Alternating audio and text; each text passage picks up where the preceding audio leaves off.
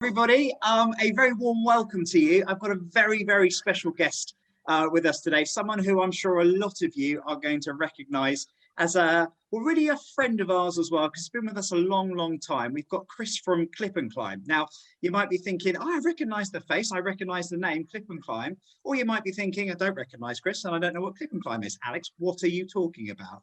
Well, let me shut up and introduce my very good friend to you, Chris, from Clip and Climb, and he can tell you very quickly what Clip and Climb is all about and how long they've been working with us here at Spectrum and what we do together. So first of all, hello to you, mate. How are you?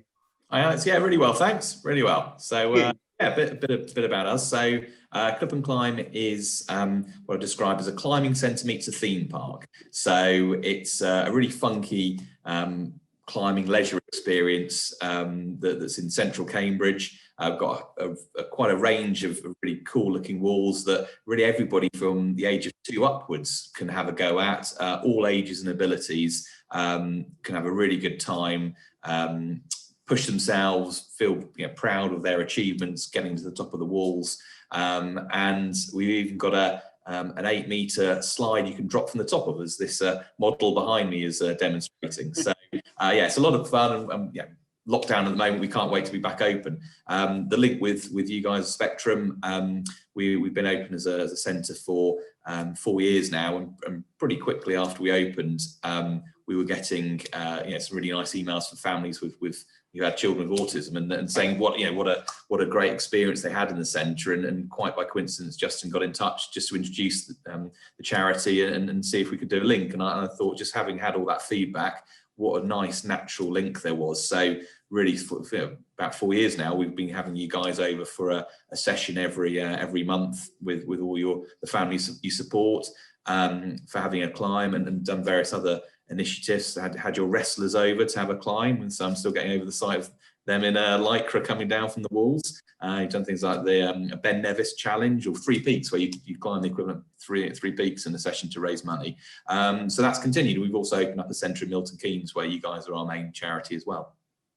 Well, you're hugely supportive to us, and I know a lot of our families and certainly the children are so grateful as well, because it gives them that outlet once a month as well, and gets to know all the guys, and obviously teaches them different social skills and just exercise as well for the whole family, which is great.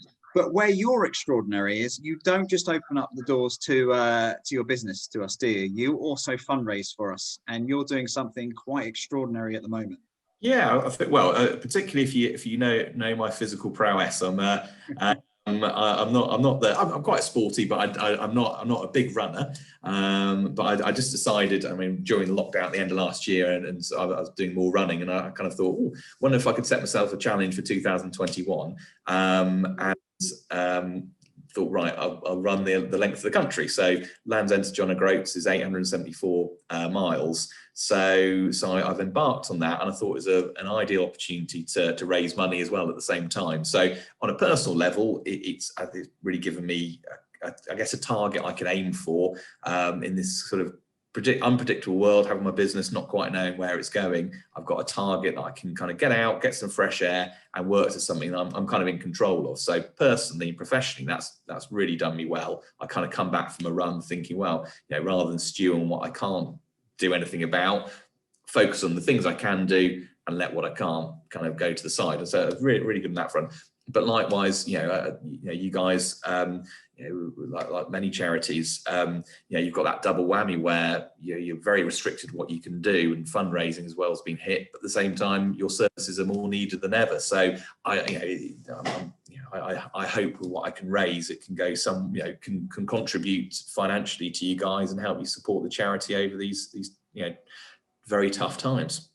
That's brilliant. I know from talking to Justin as well and the whole team, and obviously we're hugely grateful for it. And I think I'm right in saying, Justin, this is the magic, everybody, with how we work now with Spectrum TV. But somewhere down here, Justin can suddenly make something magically pop up there or something like that to give you the link and tell you exactly where you need to go if you want to sponsor Chris as well. You just a couple more questions very quickly. Is there anything that you would like the money to go to? Because we always ask this as well, because we don't want to be that kind of charity that says, oh, we just take money here, there and everywhere. Is there anything that you would like to see, or certainly like the look of what we're doing here at Spectrum? Yeah, well, I think at the moment, because I'm able to get the money to you kind of regularly throughout the year, I think putting it towards interactive activities that you can get families together now while we're in lockdown, because when the face-to-face things you do, the events, obviously that's huge benefits for the families that you support, which can't happen at the moment.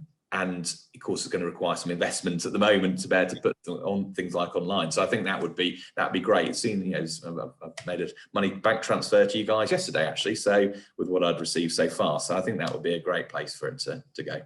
Brilliant. No, that's fantastic. And just sorry, yeah, jump in. Just I think it's like Chris says, like yeah, we're extremely grateful for Chris and Beth's efforts over the last 4 years. We know that that's well over 1,000 places that we've been able to, give children, and pre-lockdown, even some adults, the opportunity to climb and everything.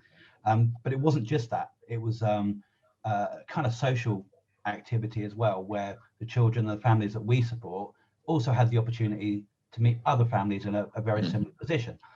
And I think like now we're in lockdown, people really realize the true value of that, because we're so distant and you're not seeing these people, and it's a little bit harder day to day.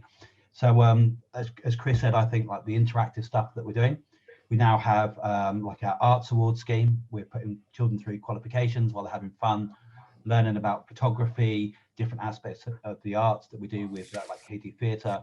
But as Alex said, we're just expanding everything we do on Spectrum TV more and more. So there's more and more chance of digital engagement, and even Alex is trying to pass on some of his presenting skills to some of the young ones that we support at the moment. So it's interesting times on the digital front. Yeah, no, it's great.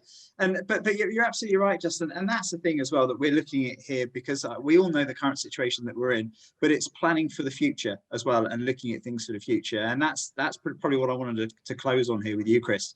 With regards to the future, where are we going? Tell us a little bit more about Clip and Climb and Climb Quest, especially because you've got the new centre as well, haven't you, coming over? Yeah. I mean that opened. Climb Quest in Milton Keynes opened a year ago this Monday gone. So our crystal ball of time was particularly malfunctioning then. But we've got a beautiful centre over there. It's a really cool place. So I think really we're just keeping things tight. We've been very, very, I think, blessed with the contacts we've got, suppliers, staff who've kind of really helped. We've kind of had to call in favours built up through many years of being in business, and people have really supported the business. Banks, I mean, whatever you say about the government grants have kept us and our staff going, and suppliers who've really helped us out. So it's kind of keeping the whole ship tight until we can open again, and then working within the rules about how we can open with social distancing and COVID measures. And gradually, as world gets back to normal, we can expand. How many people can come into the centre? To be a thriving business, we need to be a place where it's kind of pretty round. It's a really busy atmosphere. People are standing shoulder to shoulder with that buzz, and any sort of leisure hospitality venue is in that position. But I'm very confident we'll be back. And bruised and distracted from the whole experience, but back, and I guess appreciating the sort of the joy of having the buzz of having a really sort of busy centre with people having a brilliant time.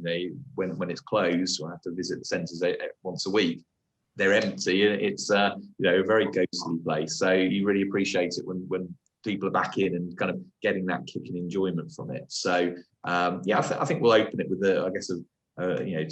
appreciating what we've had with the place, and then a bit like you're saying about the plans. I just feel a lot of the last year you just had to you can't think too far ahead. But I get that Beth and I have that feeling that we can start planning a little bit more again, planning for the future, which we love. Because we want to kind of build our business and keep it moving. Yeah, you kind of get that feeling that it's worth spending a bit of energy on that now, whereas before it was just, you just had to deal with the next few days in front of you. That sort of firefighting mode. And we're looking forward, I think, to getting back to things being planned a bit more and just a bit more.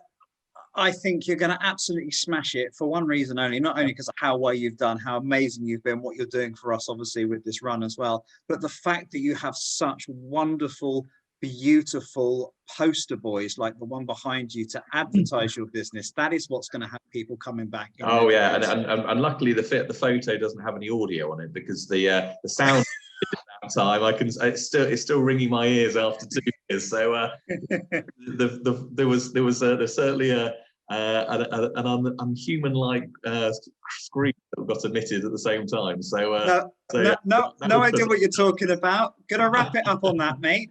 Anyway, Listen, honestly, look forward to having you back anyway. Yeah, and thank you I know Justin will say as well, but from all of us here at Spectrum for everything that you do for all of our members as well. And honestly, you're one in a million, and we really do appreciate it. Thank you very much, Alex and Justin. Lovely. No problem at all. You take care of yourself, Chris. Yeah, you too. Bye-bye. Bye-bye. Bye-bye.